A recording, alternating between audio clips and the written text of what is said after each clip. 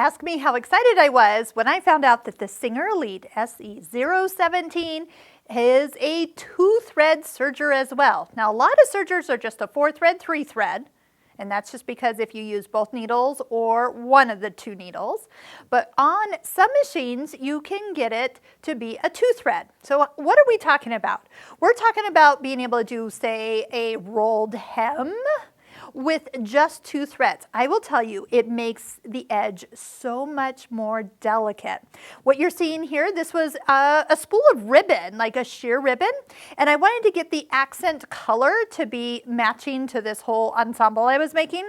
So I went in and added a 2-thread rolled hem to the edge of the ribbon, and then it was actually ruffled. That's why it looks ruffled, and then there was a decorative stitch I stitched down the middle of this. So it totally had a fun, and I love the texture of it, love it, but it also uses less thread. So what we're going to do is we're going to talk about when times that you want to use a rolled hem, you can use either a 3-thread or a 2-thread.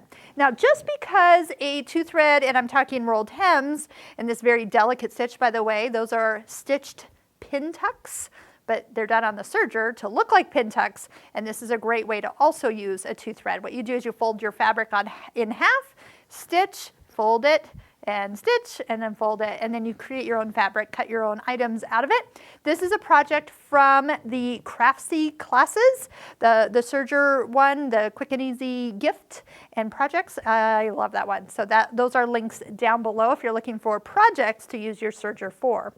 So in with your accessories is this little tiny piece. Now I'm going to zoom in on it and show you how to attach it to the upper looper. So what we have is you pick a needle. So if you want a wide 2-thread, which you can do it, what happens with a wider 2-thread, it's more of like a wrap, because the 1 looper thread that we're going to have will go all the way around the edge. There's not 2 of them that are connecting around on the edge together. So it's just 1. It means that if you're doing a decorative thread, you only need 1 decorative thread. Super fun. And then you can do the wide or the narrow. So right now I do have the right needle in. The left needle has been removed, so we're going to be keeping this thread. Next, the one that we will need to remove is the upper looper. So we're going to go ahead. I always have to think twice. Okay, yep, we're going to put no thread in the upper looper. But we have to pretend, or make the machine pretend, that there is thread in the upper looper for it to form this stitch. And once you see what I'm going to do, and then I'll actually take a few stitches by hand so you can see how it's wrapping itself around the fabric.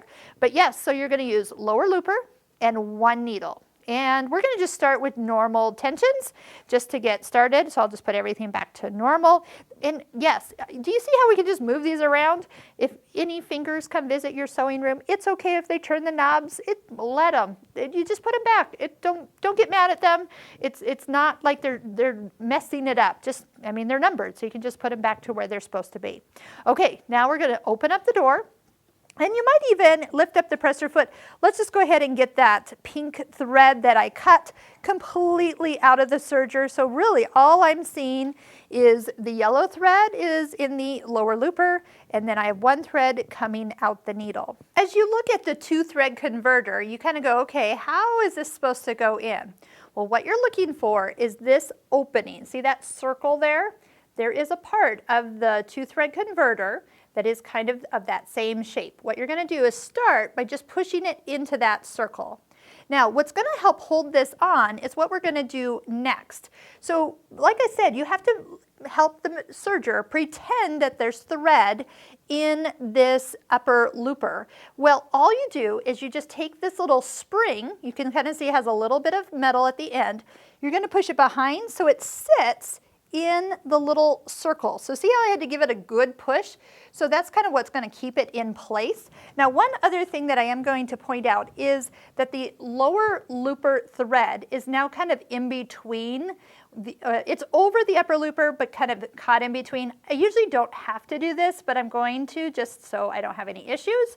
I'm going to just pull that out so it's more outside that opening when I go to get started, and then that way I can control and have you see where all these threads are going to go. So really, how about this? Let's go ahead and just turn, as I turn the hand wheel, what happens is right there, it lifts the lower looper thread up to the needle. And let me do this without the knife. So I'm going to I will put the knife back down, but just so you can see it from this angle, and I'll lower the presser foot down, is you can see that it's bringing the lower looper thread to the needle. That's how we can get it to be stitched with just one needle. So I'm going to bring that needle all the way up to the highest position. I'm going to put the knife back down and engaged.